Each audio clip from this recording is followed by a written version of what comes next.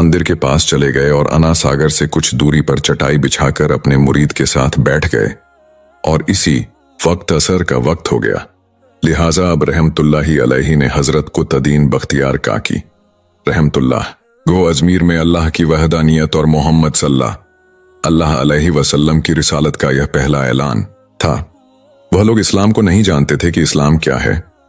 चुनांचे अलिफ जान की ओज सुनकर वह हैरान हो गए और अपने घर से निकल अलिफ सब मुसाफिरों ने अना सागर के पानी से वजू किया और नमाज पढ़ना शुरू किया। सब हिंदू हैरान रह गए कि सब भगवान तो अंदर हैं, तो फिर यह लोग किस भगवान को पुकार रहे हैं। जब शाम हो गई तो फिर यह लोग किस भगवान को पुकार रहे हैं। जब शाम हुई तो राजा के ऊंट जो दिन में चढ़ने के लिए गए हुए थे अपने चरवाहों के साथ वापस आने लगे। इत्तेफाक से जहां ख्वाजा गरीब नवाज रहमतुल्लाह अलैहि अपने साथियों के साथ बैठे हुए थे, वह जगह राजा के ऊंटों के बैठने की जगह थी। चरवाहों ने ख्वाजा गरीब नवाज रहमतुल्लाह अलैहि से कहा, उठो बाबा, ऊंटों के बैठने की जगह खाली करो। रहमतुल्लाह अलैहि ने फरमाया, इतना बड़ा मैदान पड़ा है, ऊंट तो कहीं भी बैठ सकते हैं, क्यों मुसाफिरों को तंग करते हो। लेकिन वह ना माने और जिद कर रहे हैं कि ऊंट इसी जगह पर बैठेंगे। आखिर उन्होंने बहुत बदतमीजी से कहा, यह राजा के ऊंटों के बैठने की जगह है और उधर राजा के ऊंट ही बैठेंगे, तुम लोग कहीं और डेरा लगाओ।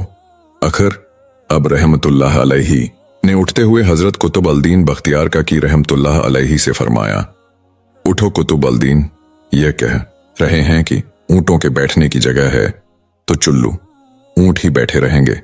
यह कहकर अब रहमतुल्लाह अलैहि अल ने अपने साथियों के साथ वहां से उठ गए।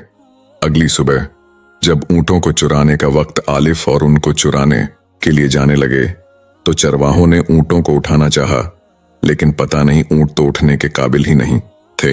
उन्होंने ऊंट को मार मार कर जबरदस्ती उठाना चाहा, लेकिन वह बैठे ही रहे।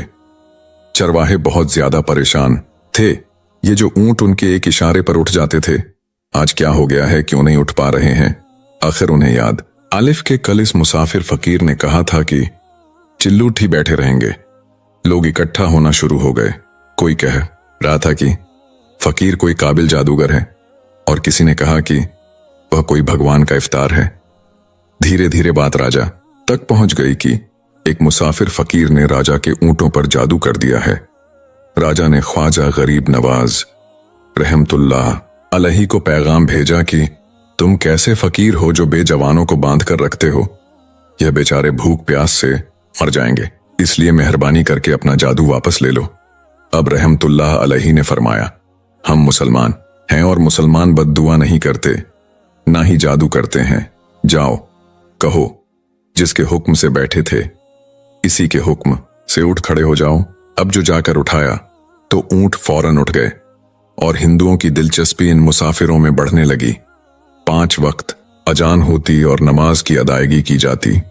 आखिर राजा तक यह बात पहुंच गई कि कुछ फकीर अलिफी हैं जो मुसलमान हैं, 5 वक्त अजान देते हैं और हमारे पवित्र तालाब को हाथ मुंह धोकर बस्त कर देते हैं, यानी कि नापाक कर देते तो, और हमारे धर्म के खिलाफ बातें करते हैं। कहते हैं कि मूर्तियां पूजने के काबिल नहीं हैं, यह तो सिर्फ पत्थर है, इसलिए उन्हें यहां से उठाया जाना चाहिए।